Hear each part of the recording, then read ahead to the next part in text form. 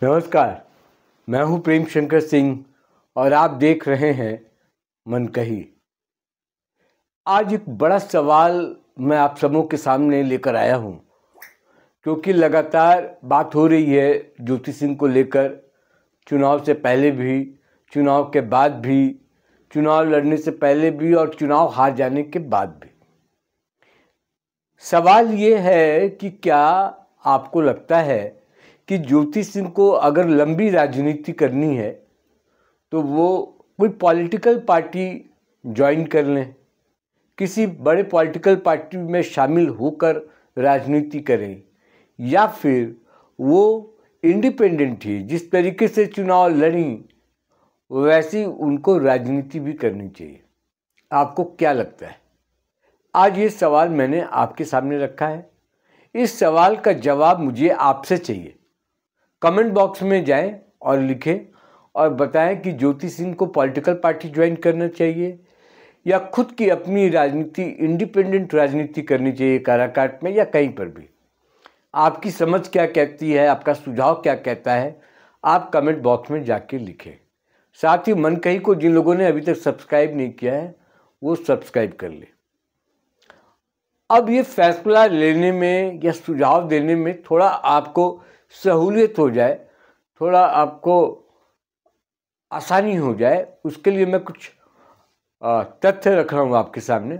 उन तथ्यों के आधार पर आप ये फैसला कर सकते हैं। देखिए, जो इस बार चुनाव हुआ और इंडिपेंडेंट चुनाव लड़ी, शुरू में इन्होंने कोशिश की कि किसी भी राजनीतिक दल से उनको टिकट मिल जाए। वो टिकट उनको नहीं मिला और चुनाव लड़कर वो 25,000 वोट लेकर आती हैं। आप में से कई लोग, कई वोटर या जो राजनीति को समझते हैं, जो राजनीतिक समीक्षक विश्लेषक हैं, उनका ये कहना था कि अगर ये किसी पॉलिटिकल पार्टी से चुनाव लड़ती तो ये चुनाव उनके लिए जीतना बहुत आसान हो जाता। क्या आपको भी लगता है? इसके लिए भी आप कमेंट बॉक्स में लिखें, क्योंकि पॉलिटिकल पार्टी में ये भरोसा है।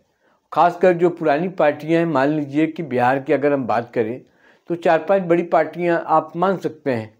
बीजेपी, कांग्रेस के अलावा आरजेडी है, आरजेडी के अलावा एलजेपी रामविलास है, मांझी जी की पार्टी है, उधर वीआईपी है। ये 4-5 छोटी बड़ी पार्टियां हैं वहाँ पर, जिनकी अपनी पहचान हो गई है, लोग उनको जानने लगे।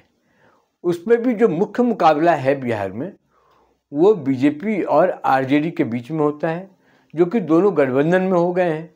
एक महागठबंधन है, एक एनडीए, जेडीयू भी है। तो जेडीयू और इधर बीजेपी, उधर आरजेडी और कांग्रेस, ये 4 बड़ी पार्टियां आप मान सकते हैं।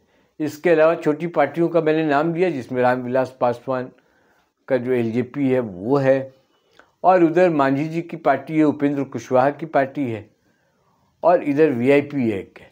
तो 3 इधर, 5 इधर, 8 पार्टियां आप मान सकते हैं।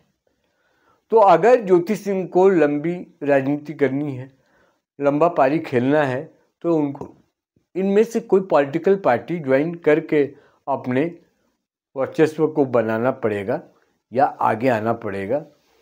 और क्योंकि जब आप चुनाव के वक्त ही टिकट मांगने जाते हैं और चुनाव के वक्त ही शामिल होने जाते हैं तो थोड़ी दिक्कत होती है। वही दिक्कत ज्योति सिंह को चुनाव के वक्त हुआ। वो उसी समय टिकट के लिए चारों तरफ घूमी, लेकिन उनको उसका फ़ायदा नहीं मिला। और इसके पीछे की राजनीति क्या है? कुछ लोग कह रहे हैं कि उनको टिकट नहीं दिया गया। खुद याद होगा कि ज्योति सिंह ने भी आरोप लगाया था कि उनको टिकट नहीं देने दिया जा रहा है। यानी कि सीधा सीधा आरोप उस वक्त जो पवन सिंह है, उनके पति है, उन पर आरोप लगा था कि वो किसी भी पार्टी से टिकट नहीं देने दे रहे हैं। तो अगर 5 साल का भी वक्त बाकी है चुनाव में, अगर अभी से आप किसी पार्टी के बैनर तले काम करती हैं बतौर कार्यकर्ता, तो हो सकता है कि आप एक अच्छी दावेदार बनकर उभर सकती हैं अगले चुनाव में। अगर ऐसी कोई आपकी रणनीति है और ऐसा कुछ अगर आप सोचती हैं कि 5 साल के बाद भी अगर आपको चुनाव लड़ना है, अगर चुनाव नहीं लड़ना है, सिर्फ आपको समाज सेवा करना है और इंडिपेंडेंट समाज सेवा के बल पर चुनाव अगर जीतना है तो फिर ठीक है, इंडिपेंडेंट आप चुनाव वहाँ पर लड़ सकती हैं। इंडिपेंडेंट में क्या होता है, जब आप अकेले चुनाव लड़ने जाते हैं, या तो फिर आप एकदम नीचे तबके से आते हो, जैसे लेफ्ट की पार्टियां हैं, चाहे वो सीपीआई हो, सीपीआई-एमएल हो, तो उसमें लोग होते हैं जो कम पैसे पे भी चुनाव लड़ते हैं, तो उनका नाम इतना बड़ा हो जाता है, उस इलाके में वो इतना काम कर रहे होते हैं 5 साल 10 साल से, कि लोग उनको सपोर्ट कर देते हैं। तो इतना वक्त आपको देना होगा, या फिर स्ट्रेटजी के तहत आपको कोई एक पार्टी चुननी होगी और उस पार्टी से आपको टिकट लेकर आगे चुनाव लड़ सकती हैं। तो आज सवाल यही था, और इस सवाल को लेकर मैं सीधे आपके पास आया और सीधे मैं आपके ही मुंह से सुनना चाहता हूँ। कमेंट बॉक्स में जाके आप लिखें, आपको क्या लगता है कि ज्योति सिंह को कोई पॉलिटिकल पार्टी ज्वाइन करके अपनी तैयारी करनी चाहिए, समाज सेवा करना चाहिए, राजनीति करनी चाहिए, या फिर वो जैसे पिछली बार इंडिपेंडेंट आई, समाज सेवा तो कर ही रही हैं, दूसरा कि किसी भी पॉलिटिकल पार्टी से नहीं आना, खुद की लड़ाई खुद से लड़ना, और उनको जैसे भरोसा था कि सिर्फ ज्योति सिंह के नाम पर ही उनको वोट मिल जाएगा, वो हालांकि नहीं हुआ, लेकिन 25,000 वोट उनको मिले। मीडिया से उनको बहुत सपोर्ट रहा, यूट्यूबर जितने हैं, सोशल मीडिया पे जितने भाई बंधु काम कर रहे हैं, उन लोगों ने पूरा सपोर्ट किया, और यही वजह है कि आज सिर्फ बिहार में ही नहीं, बिहार के बाहर भी लोग उनको जानते हैं, ज्योति सिंह को सिर्फ इसलिए भी नहीं जानते कि वो पवन सिंह की पत्नी है, अब लोग इसलिए भी जानते हैं कि वो चुनाव लड़ी, और इन परिस्थितियों में चुनाव लड़ी काराकाट से।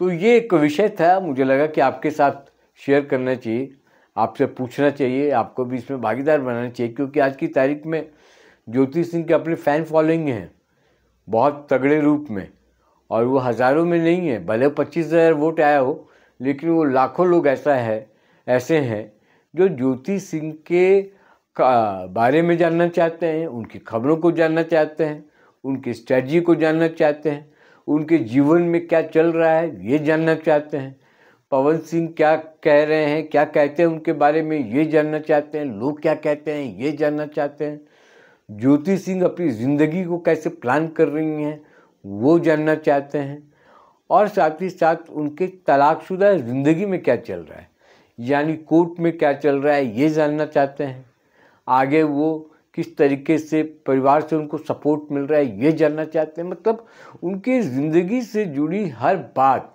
वो जानना चाहते हैं। इसलिए मामूली इंसान अब नहीं रही ज्योति सिंह चुनाव लड़ें न लड़ें, आगे वो क्या करेंगी नहीं करेंगी, लेकिन ज्योति सिंह अब जहाँ भी जाएंगी वो परिचय की मोहताज अब नहीं है। तो आप जब सार्वजनिक जीवन में आते हैं तो आप कह भी नहीं सकते हैं कि मेरी ज़िंदगी है, ज़्यादा हस्तक्षेप आप ना करें। वो तब तक होता है जब तक आप इंडिविजुअल हों, लेकिन अब जब सार्वजनिक जीवन में आते हैं और हर फैसले को लेकर आप सार्वजनिक जीवन में लोगों के पास, पब्लिक के पास जाती हैं, तो फिर वो जवाब भी आता है वहाँ से और वो लोग इन्वॉल्व भी हो जाते हैं। जब आप सोशल मीडिया पर कुछ पोस्ट करते हैं या करती हैं तो इसका मतलब ही है कि आप उस चीज़ को पब्लिक में लाना चाहती हैं, लाना चाहते हैं, तो नहीं चाहते हुए भी वो इन्वॉल्व हो जाते हैं। तो ऐसा तो हो नहीं सकता कि जब आपको ज़रूरत हो तो आप इन्वॉल्व करा लिया, जब आपको ज़रूरत ना हो तो कह दिया कि ये पर्सनल मामला है या मेरा पर्सनल लाइफ है, इसमें हस्तक्षेप न करें। हालांकि आज की तारीख में कई बार तो ऐसा होता है कि बिना मन के भी जो आदमी नहीं चाहता है उसमें भी हस्तक्षेप लोग कर देते हैं, जो पब्लिक है, क्योंकि सोशल मीडिया के ज़रिए उनको जानकारी मिल जाती है, और कई लोग अपना दायरा समझते हैं, वो हस्तक्षेप नहीं भी करते। तो ये कुल मिलाकर है, आपके दिमाग में जो भी चल रहा हो बताइए कि किस तरह से राजनीति करनी चाहिए ज्योति सिंह को। मैं बार बार यही पूछ रहा हूँ आपसे, पॉलिटिकल बैनर के तले आके करना चाहिए, सामान्य तौर पर कार्यकर्ता के रूप में जुड़ जाएं, अभी इंतज़ार करें, पार्टी तय कर लेगी कि इनको चुनाव लड़ाना है या नहीं लड़ाना है, आगे क्या करना है, या फिर वो सीधे सीधे टिकट के लिए जाएंगी। तो सीधे सीधे टिकट में तो दिक्कत होती है, ये तो आपको मानना होगा। और अभी से 5 साल अगर किसी पार्टी के लिए आप काम करेंगे तो हो सकता है कि आपको टिकट मिल जाए। ये डिपेंड करता है कि आपके स्ट्रेटजी का पार्ट ये है या नहीं है, या जो आपके सलाहकार हैं वो आपको क्या सलाह देते हैं। लेकिन जनता क्या सोचती है ये जानना भी ज़रूरी है, क्योंकि जब काम होता है, जब अपने मतलब की बात होती है, तब तो जनता ठीक है।